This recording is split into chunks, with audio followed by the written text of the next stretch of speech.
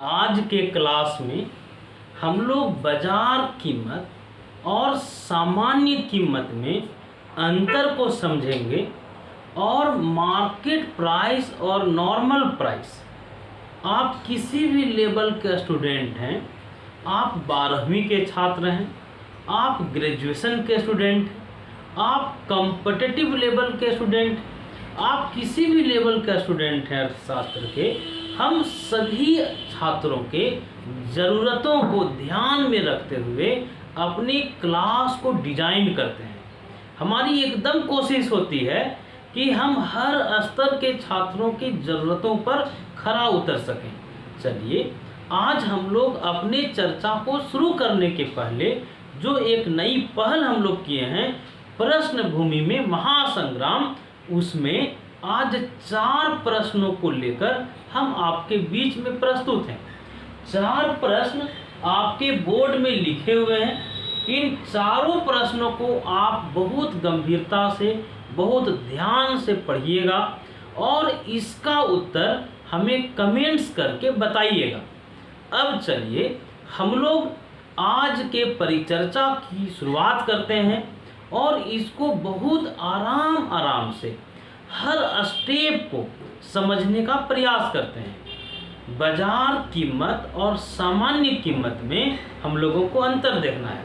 चलिए हम लोग अपनी शुरुआत बाजार कीमत से करें कि आखिर ये बाजार कीमत या मार्केट प्राइस क्या चीज़ है। मार्केट प्राइस और नॉर्मल प्राइस में जो सबसे महत्वपूर्ण मूलभूत अंतर है वो ये है कि बाजार कीमत अल्पकालीन कीमत है और सामान्य कीमत दीर्घकालीन कीमत है। तो हम लोग देख लिए कि बाजार कीमत अल्पकालीन कीमत है और सामान्य कीमत दीर्घकालीन कीमत है।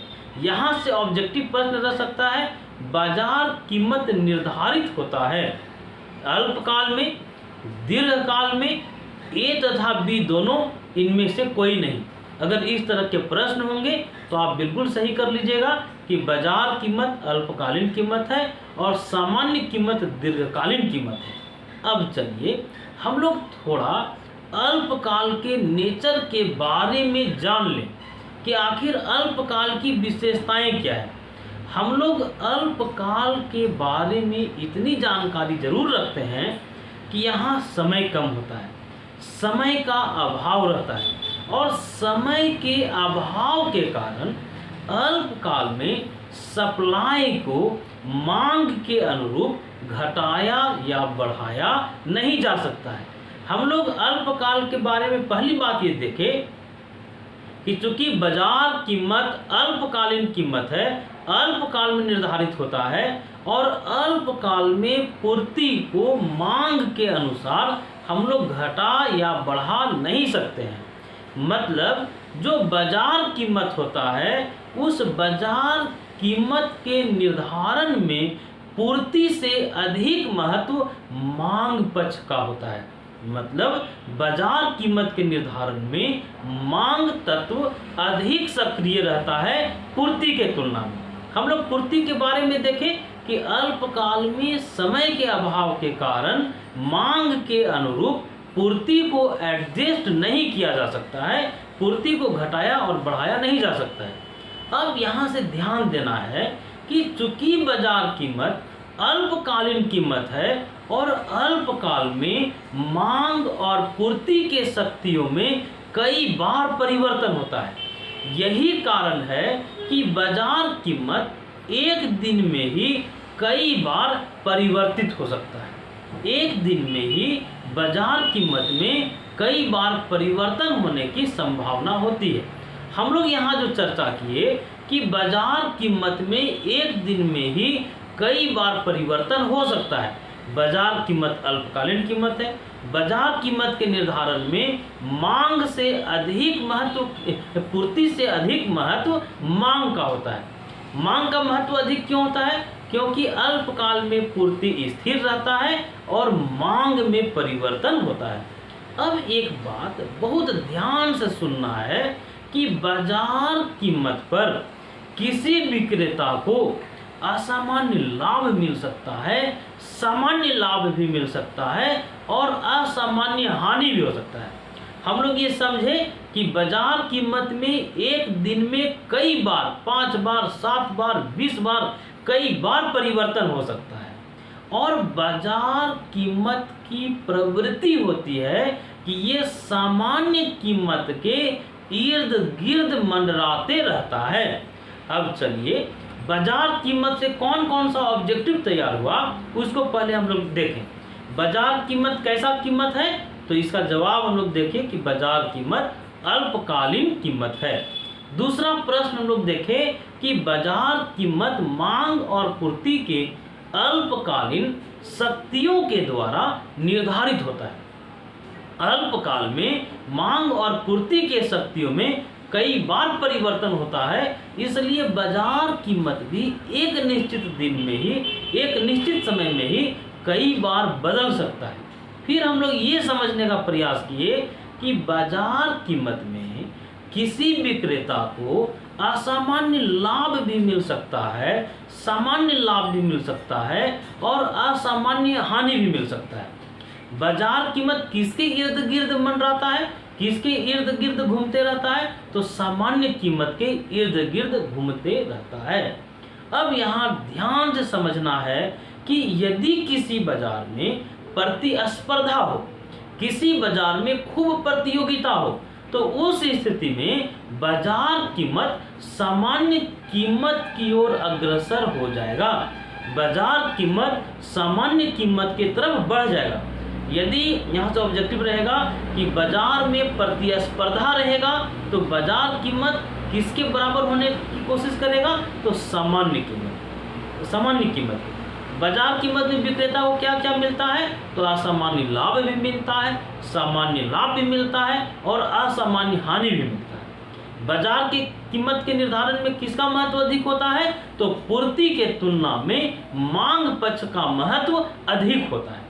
अब यहाँ एक बात समझना है कि बाजार कीमत के निर्धारण को जब हम लोग देखेंगे तो बाजार कीमत का निर्धारण करने के लिए पहले हम लोग वस्तुओं को 2 वर्गों में बांट लेंगे। वस्तुओं को 2 वर्गों में कौन कौन वर्ग में बांटते हैं, हम लोग अभी देख रहे थे बाजार कीमत, मार्केट प्राइस।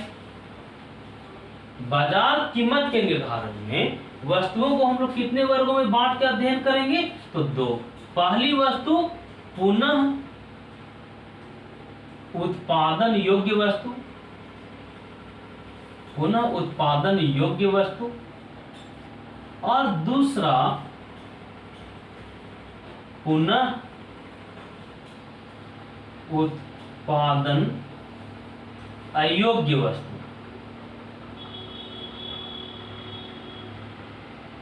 हम लोग यहाँ देखें कि जब बाजार कीमत के निर्धारण का अध्ययन करते हैं तो वस्तुओं को कितने वर्गों में बांट दिए, 2।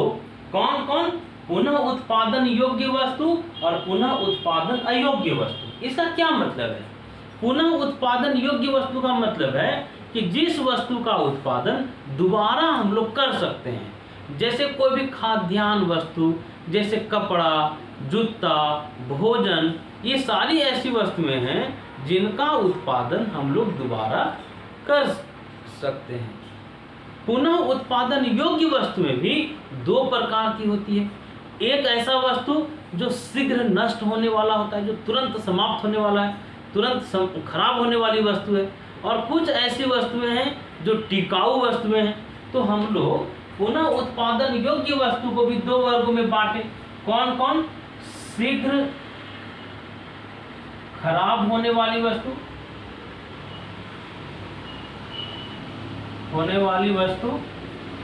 और इसमें दूसरी वस्तु है टिकाऊ वस्तु। टिकाऊ वस्तु एक बार हम रिपीट करते हैं। हम लोग देखें बाजार कीमत कौन सा कीमत है, तो अल्पकालीन कीमत है। मांग और पूर्ति के अल्पकालीन शक्तियों के द्वारा निर्धारित होता है। बाजार कीमत के निर्धारण के लिए वस्तुओं को कितने वर्गों में बांटते हैं, तो 2 वर्गों में। कौन कौन, तो पुनः उत्पादन योग्य वस्तु और पुनः उत्पादन अयोग्य वस्तु। पुनः उत्पादन योग्य वस्तु मतलब जिस वस्तु को दोबारा हम लोग उत्पादित कर सकते हैं, जैसे खाने पीने से संबंधित वस्तु, जैसे कपड़ा, ये सारी वस्तुएं पुनः उत्पादन योग्य वस्तुएं हैं। और पुनः उत्पादन अयोग्य वस्तु का क्या मतलब है? पुनः उत्पादन अयोग्य वस्तु का मतलब है कि कुछ ऐसी वस्तुएं हैं जिन वस्तुओं का उत्पादन हम लोग दोबारा नहीं कर सकते हैं। जैसे किसी ऐसे चित्र जिस चित्र को बनाने वाला चित्रकार इस दुनिया में अब नहीं है, वह पुनः उत्पादन अयोग्य वस्तु है। इस वस्तु को हम लोग फिर से उत्पादित नहीं कर सकते हैं। तो हम लोग पुनः उत्पादन योग्य वस्तु और पुनः उत्पादन अयोग्य वस्तु के बारे में देखें, और हम लोग ये बात जानते हैं कि जो पुनः उत्पादन अयोग्य वस्तु है, इसकी पूर्ति पूर्णतः बेलोचदार होगी। मतलब इसका कीमत चाहे जितना बढ़ जाए, इस वस्तु के उत्पादन को हम लोग बढ़ा नहीं सकते हैं, इस वस्तु के पूर्ति को हम लोग बढ़ा नहीं सकते हैं। अब यहाँ ध्यान देना है कि बाजार कीमत के निर्धारण में जो शीघ्र खराब होने वाली वस्तु है और पुनः उत्पादन अयोग्य वस्तु है, इसका पूर्ति वक्र कैसा होगा? इसका पूर्ति वक्र इस तरह का होगा। ध्यान से देखा जाए, एक्स एक्सिस में पूर्ति है और वाई एक्सिस में कीमत है, वाई एक्सिस में कीमत है और एक्स एक्सिस में पूर्ति है। डायग्राम से पता चल रहा है, मान लीजिए एस क्यू का नाम दे दिए। डायग्राम से ये देख रहे हैं कि जो शीघ्र खराब होने वाली वस्तु है और जो पुनः उत्पादन अयोग्य वस्तु है, इन दोनों वस्तुओं का पूर्ति वक्र कैसा होता है? तो पूर्णतः बेलोचदार होता है। क्यों पूर्णतः बेरोजगार होता है? क्योंकि इसका कीमत अगर बढ़ेगा भी तो इसके पूर्ति को हम लोग बढ़ा नहीं सकते हैं या इसमें परिवर्तन नहीं कर सकते हैं। एक बात ध्यान दीजिएगा कि जो वस्तु तुरंत खराब होने वाला है, जैसे मछली, जैसे मांस, जैसे दूध, जैसे टमाटर, इन वस्तुओं का कीमत यदि घट भी जाता है तो इसके सप्लाई को हम लोग कम करना नहीं चाहते हैं। एक उत्पादक इसके पूर्ति को घटाना नहीं चाहता है। अब देखिए, हम लोग चर्चा किए थे कि बाजार कीमत जो होता है मांग और पूर्ति के अल्पकालीन शक्तियों के द्वारा तय होता है और अल्पकाल में मांग और पूर्ति के शक्तियों में कई बार परिवर्तन हो जाता है। इसलिए बाजार कीमत दिन में कई बार बदल जाता है।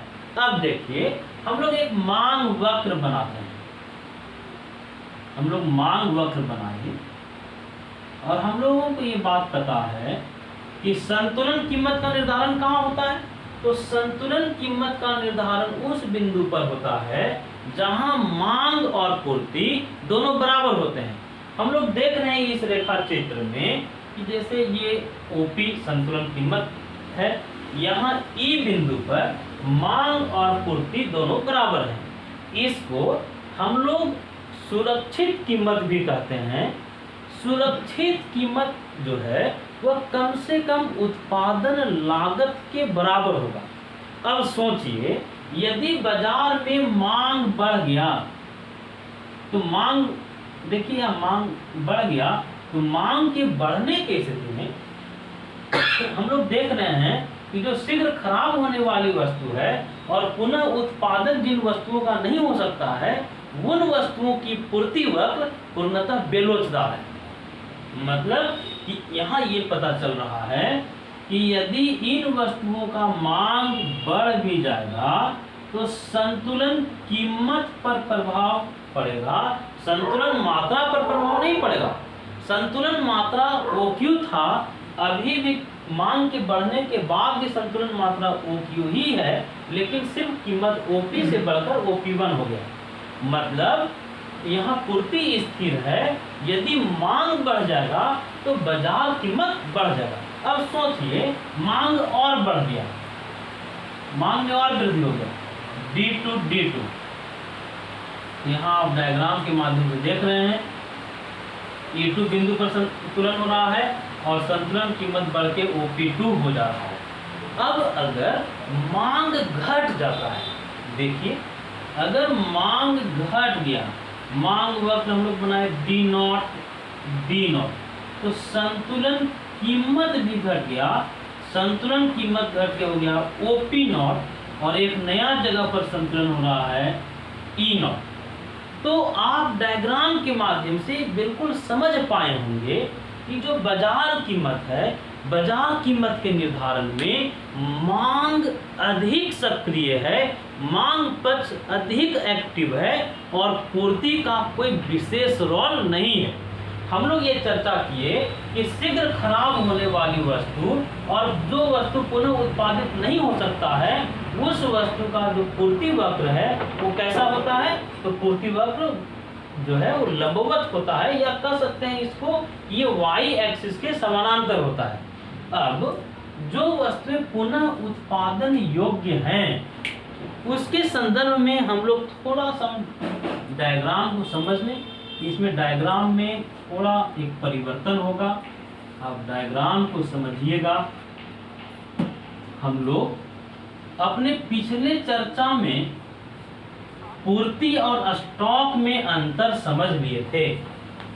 हम लोग स्टॉक के बारे में देखे थे कि किसी उत्पादक के पास, किसी विक्रेता के पास जितनी वस्तुएं उपलब्ध होती है ये स्टॉक होता है, लेकिन कोई जरूरी नहीं है कि जो स्टॉक हो वह पूर्ति के बराबर रहे।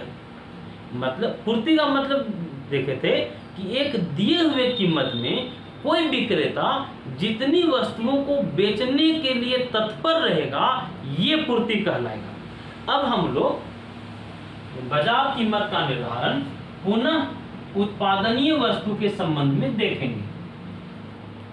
पुनः उत्पादनीय वस्तु के संदर्भ में अल्पकाल में कोई विक्रेता पूर्ति को मैक्सिमम कितना बढ़ाने सकेगा? ध्यान से देखिएगा, बहुत मार्केबल बात है। अल्पकाल में जो पुनः उत्पादित जो वस्तुएं हो सकती है उसकी पूर्ति कोई विक्रेता कितना करने सकेगा? तो इसका जवाब है कि मैक्सिमम पूर्ति वह अपने स्टॉक के बराबर ही कर सकता है। मतलब किसी उत्पादक के पास जो कुल स्टॉक है, कुल स्टॉक के बराबर ही वह पूर्ति को बढ़ाएगा। अब इसको ऐसे समझिए, अगर कीमत घट गया तो जो टिकाऊ वस्तु है उन वस्तुओं को विक्रेता कुछ दिन तक अपने पास स्टॉक के रूप में रख सकता है, और अगर कीमत घट गया तो उन वस्तुओं को क्या करेगा? कीमत बढ़ने का इंतजार करेगा, वस्तुओं को अपने स्टॉक में रखेगा, मतलब पूर्ति नहीं करेगा। मैक्सिमम पूर्ति कितना कर सकता है अल्पकाल में? जितना उसके पास स्टॉक है। मतलब अल्पकाल में जो टिकाऊ वस्तुएं हैं या जो पुनः उत्पादित हो सकते हैं उन वस्तुओं का पूर्ति वक्र आप ध्यान से देखिएगा।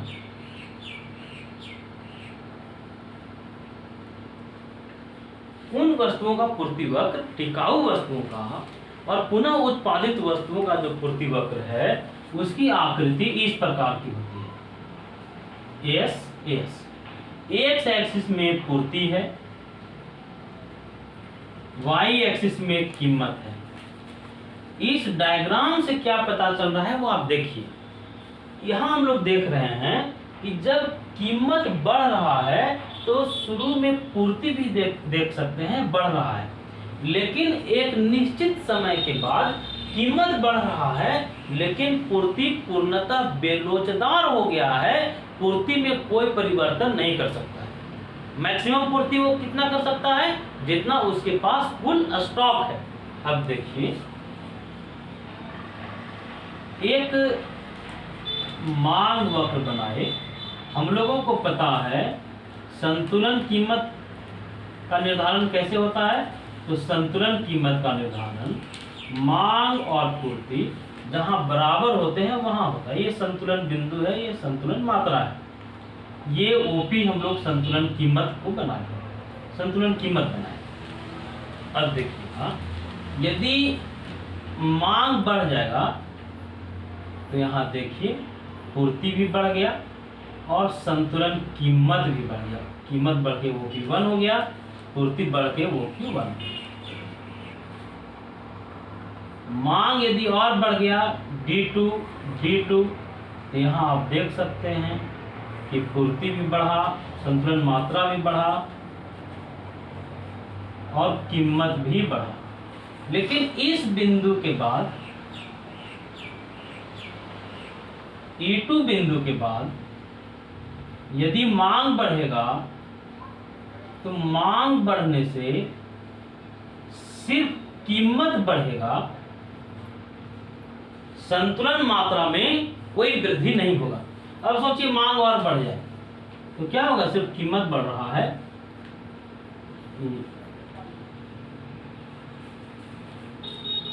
यहां सिर्फ कीमत बढ़ रहा है, संतुलन मात्रा में कोई वृद्धि नहीं हो रहा है। यदि मांग घट जाएगा, D नॉट हो जाएगा तो संतुलन कीमत घट जाएगा और संतुलन मात्रा भी घट जाएगा। इस रेखा चित्र से क्या पता चला कि जो टिकाऊ वस्तुएं हैं और जो पुनः उत्पादनीय वस्तुएं हैं, उन वस्तुओं की मैक्सिमम पूर्ति कोई विक्रेता कितना कर सकता है, जितना विक्रेता के पास स्टॉक हो। हम लोग देखें कि इन वस्तुओं का कीमत यदि घट जाएगा, टिकाऊ वस्तुओं का कीमत यदि घट जाता है तो विक्रेता क्या करेगा, उन वस्तुओं को स्टॉक में रख लेगा, पूर्ति नहीं करेगा। मतलब जो बाजार कीमत है, उस बाजार कीमत में हम लोग एक बात समझने का प्रयास किए कि इसके निर्धारण में पूर्ति के तुलना में मांग का महत्व अधिक होता है। बाजार कीमत में विक्रेता को असामान्य लाभ मिल सकता है, सामान्य लाभ मिल सकता है और असामान्य हानि भी मिल सकता है। हम लोग बाजार कीमत में देखें, ये कई बार परिवर्तित हो सकता है। बाजार कीमत में दिन में कई बार परिवर्तन संभव है। अब चलिए हम लोग सामान्य कीमत की ओर चलें। सामान्य कीमत,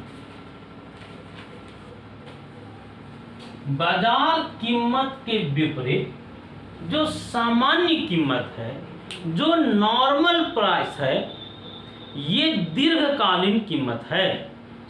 बाजार कीमत कैसा कीमत, अल्पकालीन कीमत। सामान्य कीमत कैसा कीमत, तो दीर्घकालीन कीमत। और दीर्घकाल के बारे में हम लोग जानते हैं कि मांग के अनुरूप पूर्ति को हम लोग समायोजित करने की क्षमता रखते हैं। कोई भी विक्रेता दीर्घकाल में मांग के अनुपात में पूर्ति को भी घटा सकता है या बढ़ा सकता है।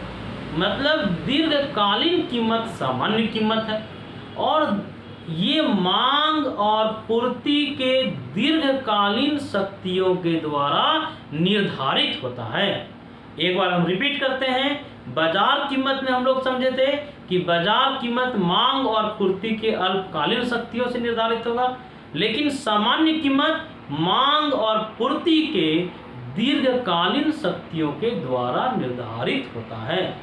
दीर्घकाल में मांग और पूर्ति की शक्तियों में बार बार परिवर्तन नहीं होता है, इसलिए सामान्य कीमत एक अस्थायी कीमत है। सामान्य कीमत में विक्रेता को असामान्य लाभ नहीं मिलता है, असामान्य हानि नहीं मिलता है, बल्कि इस कीमत पर विक्रेता को सामान्य लाभ प्राप्त होता है। मतलब जो सामान्य कीमत है ये उत्पादन लागत के बराबर होता है। सामान्य कीमत किसके बराबर, उत्पादन लागत के बराबर। इस पर विक्रेता को असामान्य लाभ नहीं होगा, असामान्य हानि नहीं होगा, सिर्फ क्या प्राप्त होगा, सामान्य लाभ। सामान्य कीमत कैसे तय होता है, तो मांग और पूर्ति के शक्तियों के द्वारा, और ये अस्थायी कीमत है। हम लोग दोनों में अंतर देख लिए, बार बार चीज़ों को हम रिपीट किए कि बाजार कीमत में कई बार परिवर्तन हो सकता है एक दिन में, लेकिन सामान्य कीमत में बार बार परिवर्तन नहीं होता है। सामान्य कीमत एक अस्थायी कीमत होता है। सामान्य कीमत की प्रवृत्ति उत्पादन लागत की ओर बढ़ने की होती है। यहाँ एकदम मार्केबल बात है, सुनिएगा ध्यान से कि जो सामान्य कीमत है इसकी प्रवृत्ति होती है कि ये उत्पादन लागत की ओर बढ़ता है, लेकिन जो बाजार कीमत है इसकी प्रवृत्ति सामान्य कीमत में मिलने की होती है। मतलब हम लोग पहले भी चर्चा किए थे कि जिस बाजार में प्रतियोगिता होगा, जिस बाजार में प्रतिस्पर्धा के गुण पाए जाएंगे, उस बाजार में बाजार कीमत किसके ओर अग्रसर हो जाएगा, तो सामान्य कीमत की ओर अग्रसर हो जाएगा। और सामान्य कीमत के निर्धारण में मांग से अधिक महत्व पूर्ति का होता है, क्योंकि दीर्घकाल में पूर्ति को समायोजित किया जा सकता है। अब देखिए, सामान्य कीमत को अगर एक डायग्राम के माध्यम से हम लोगों को दर्शाना हो तो बहुत सिंपल डायग्राम है। एक्स एक्सिस में मांग और पूर्ति है, यहाँ भी मांग और पूर्ति दोनों था। एक्स एक्सिस में मांग और पूर्ति है, वाई एक्सिस में कीमत है। ये पूर्ति वक्र हम लोग बना लिए, मांग वक्र बना लिए। हम लोग यहाँ देख रहे हैं संतुलन बिंदु है, संतुलन कीमत है और संतुलन मात्रा है। तो सामान्य कीमत में हम लोग देखें कि मांग और पूर्ति के दीर्घकालीन शक्तियों के द्वारा तय होता है।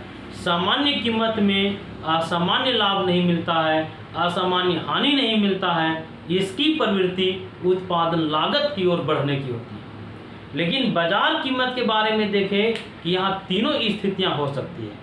तो इससे क्या ऑब्जेक्टिव बन सकते थे, कैसे ऑब्जेक्टिव बन सकते थे, उस पर हम फोकस किए। अब चलिए आप अपने पढ़ाई को आगे बढ़ाइए, फिर हम आपसे अगले प्रश्न में उपस्थित होंगे। अगले प्रश्न को लेकर के हम आपके बीच में आएंगे। चलिए आप अपने पढ़ाई को आगे बढ़ाइए। धन्यवाद।